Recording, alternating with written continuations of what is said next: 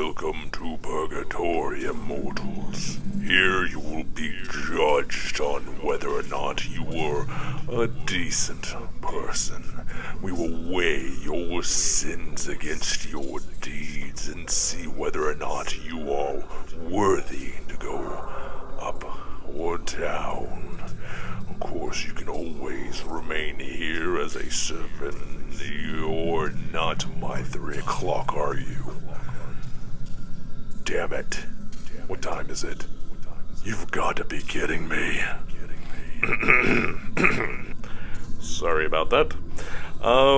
Forget you just heard any of that. What day is it? It's not that day. Oh, this is embarrassing. It's like I have egg on my face now. I'm sorry. So, you're here for the book review, correct? Awesome. I need to change the decorum before we do that. It's a little dreary. There we go. Much better. A little homier, I know. Okay. Well, we just got the clapper installed. It is a little wonky, and if you're epileptic, please no applause. You will not like the end result. So, Starshatter, the novel, number 2. Twin Sons of Corrola. It's quite an excellent read, I have to admit. It took me a lot longer to get through it than I anticipated, mostly due to life, pretty much. Just life. Just gets in the way. Can't read as fast as I used to. But I guess let me just get down to it. You know, really, what really makes this book worth the read. If you like sci-fi, you like space combat, if you like ground combat type situations where people are put into impossible situations and find not just cheesy but actually unique ways of getting out of that scenario, then this is definitely the book for you. There have been plenty of situations in where you have the Starshatter crew put into really impossible situations, whether it be through their captain's design, which, you know, combat doctrine wise would look absolutely insane. You know, like, here, turn off your engines, float out here, and then just put yourself out in the middle of nowhere, you know, and to be the bait. Is kind of stupid, you know, when you know the enemy is right around the corner. But, you know, to be able to set them up and have weapons on standby, or more importantly, having a crew of individuals who are really good at boarding the enemy, floating out there with life supports on low, to where when the ship comes by, they don't see those people floating out there because they're not sleeping for life. They're focused on the ship, and they sneak in through your hatch and start murder the shit out of your crew. Yeah, things like that. You know, unique methods and methodologies of doing guerrilla warfare, or just getting around an impossible situation, especially when you know that the enemy ship is actually way more powerful, bigger, and faster than yours. Well, how are you going to do it? Play possum? Well, you could do that, or you can pull them into a trap, you know, one that they just wouldn't see coming. So, that's the kind of book that this is, you know, puts it through those types of scenarios and comes up with unique ways of getting in and out of those situations. Anyways, also in this book, we start being introduced to new characters. One is by the name of Mac, who's basically a Hell's Angel space biker, you know, Hell's Angels in space. That's just the best way to put it in this guy. You know, he's rude, he's crude, he doesn't take crap from nobody. He does have soft spot though for people, the client races, you know, the bunnies, the hamsters, the gorillas. He has a soft spot for them because he likes to help them out and everything else. But for the most part, Yeah, he's truly like a space biker, so he has a problem with authority figures, law enforcement, which, hey, surprise, surprise, Boris, one of the other characters on board, is, a law enforcement type character. So you can just imagine the sparks that just fly when they meet in their eyes. It's a nice contrast where everyone doesn't really get along with one another, that there's going to be some level of tension or conflict, but it makes it more believable. It just makes everything a little bit more believable, so you can see yourself in one or two more of the characters. The other character that is introduced is the antagonist, who goes by the name of Asuma, who is a Targaryen, has his own ship, the Empress Throne, and from what I've gathered is the yin to, Anitzia, captain of the Starshatter's Yang. And both are very intelligent. They utilize history to their benefits, knowing that there is plenty of, besides a lot of the fabrications and falsehoods, there's a lot of kernels of truth. And if you dig enough kernels up, then you might have something significant. In which case, that's what these guys have done. They've utilized a lot of the Terran combat doctrines, adapted it to their own way of thinking and doing business, and have been coming out on top. Big portion of this book here, though, which I just don't want to give too much away, is the two minds coming to battle one another, basically in an epic game of chess, a very deadly game of chess. And I gotta say, it's been very interesting to see how the two sides try to outplay one another. One side getting better over the other here and there, and depending on the situation. Say for like space combat, it's the Starshatter that tends to fare a little bit better. They're not nearly as big as the Empress Throne, but they're able to utilize some of their specialized equipment and such that they have that the Empress Throne does not, and is able to kind of play a little dirty and get one over the Targaryens. But in the same token, the Targaryens and this batch of Targaryens, unlike the common Targaryen, are a little bit more dedicated to one another. And they're learning the value of working together instead of working for yourself, which is a really novel experience. You get to see people that are typically broken and fractured internally that want to just be able to survive.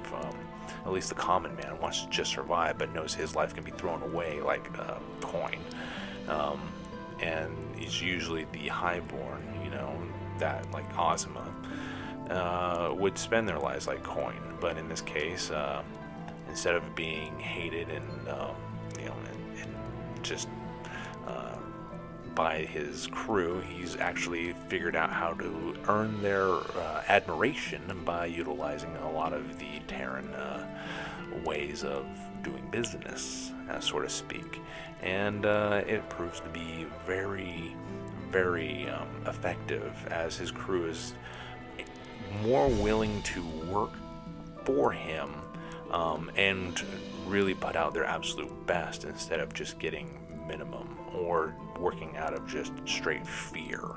Now they become a little bit more confident in themselves and each other. So it's really neat to see how he's able to turn that around and turn towards, how he wants things done, which is basically to destroy Starshatter's crew and basically every human in their client races and everything such.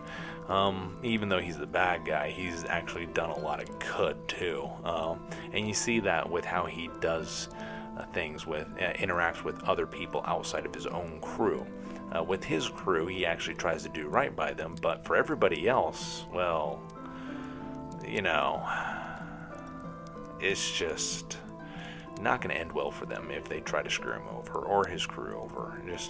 And he's not like that's why I say he's the yin to the yang. where Anitzia might just try to negotiate someone down, he's more willing to, if negotiations break down, he's just going to pull the pistol on them. And then make it happen, then shoot them in true big bad evil guy fashion, which is why I, in this book, actually started liking the guy. He started showing all the right hallmarks for being a big bad evil guy, and he didn't even enter into the fray as this super powerful person. No, he came in as a ship. Him, a ship, a skeleton crew, and he needed to gather a fresh crew, or at least an experienced crew. He needed to build up his ship. So you see this guy going from the ground up and starting to come up and grow, and then try to take on, the most feared individuals in that sector of space too.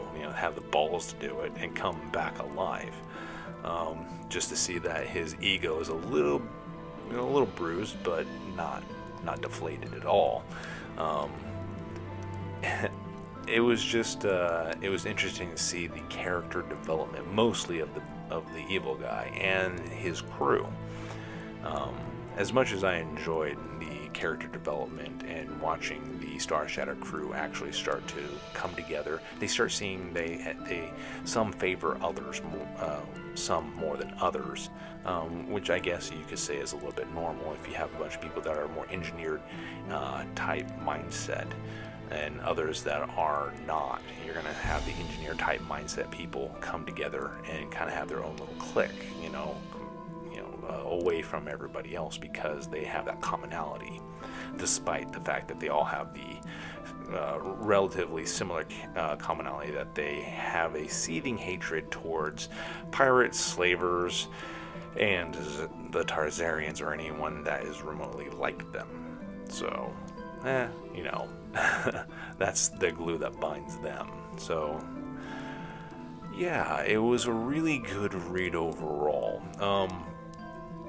And I have to admit, I really started falling in love with the bad guy over this whole thing, just the way he did business in it. And in fact, I just want to share the one of the pages has a really nice little blurb about how he took care of someone who was problematic. A new character who came in at the very end, another Tarzarian who was a Commodore, coming in to take her rightful place. And the scenario that led up to her wanting to have a bunch of people executed for incompetence, well, it got flipped around on her. I'll just leave that right there, and I'll just read this part out.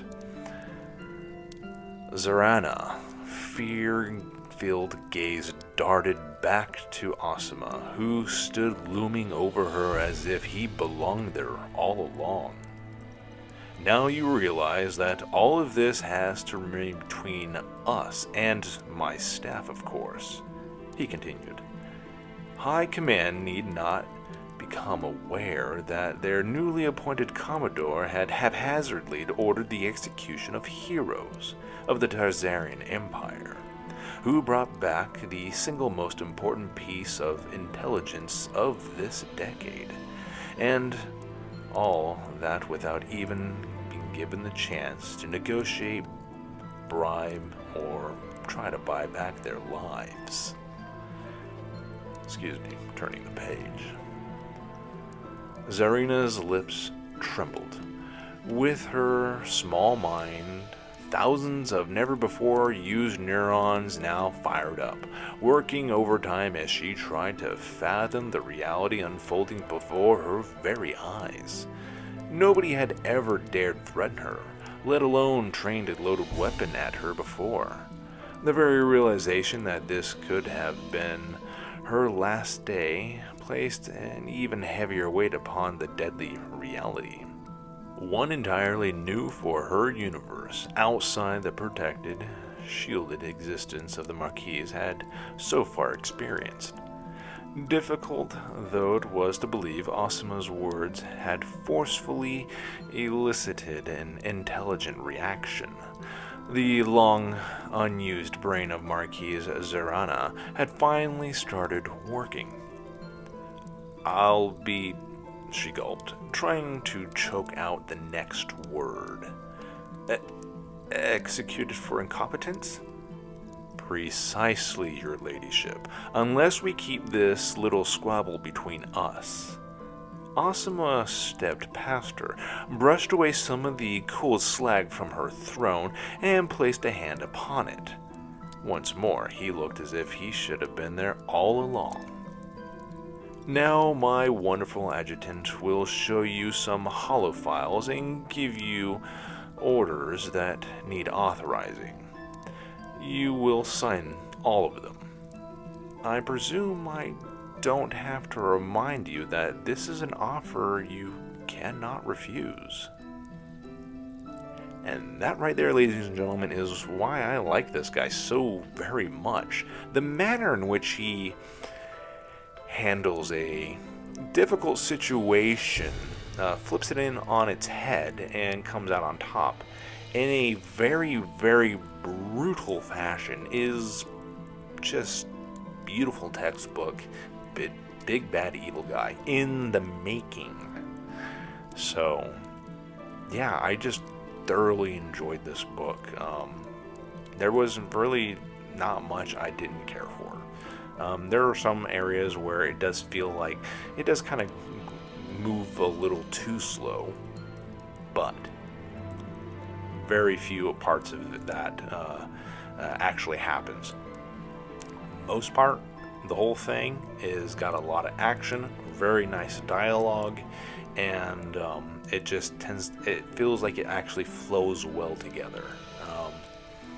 Not too many, I wouldn't say there are plot holes, still too early for there to be a legitimate plot hole, like, the Star Wars, last 3 movies of Star Wars, which, oh my god, don't even want to get into that. Overall, a very nice book, very, very nice. If I have to give it out of 5, it's definitely going to be a 4.5 for me. A 4.5 out of 5, which is pretty damn high praise. Getting a perfect score is nigh on impossible for me, but definitely a 4.5.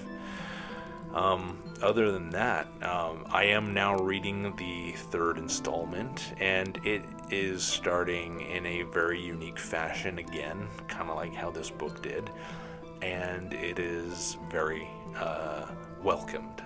So I'm not going to get into that one. That's at another time. So you know what? I just better end this while I can. So like I said, it's a 4.5 out of 5. It's most definitely a pickup to check out. I would strongly suggest getting the first book so that you are brought up to speed, and then dive into this one, and you will not regret it. That I can promise you. So with that, I will bid you adieu. Take care of yourselves. God bless, and farewell. Oh, yeah, you could just go right back the way you came. That same portal right behind you. Yeah, that's the one.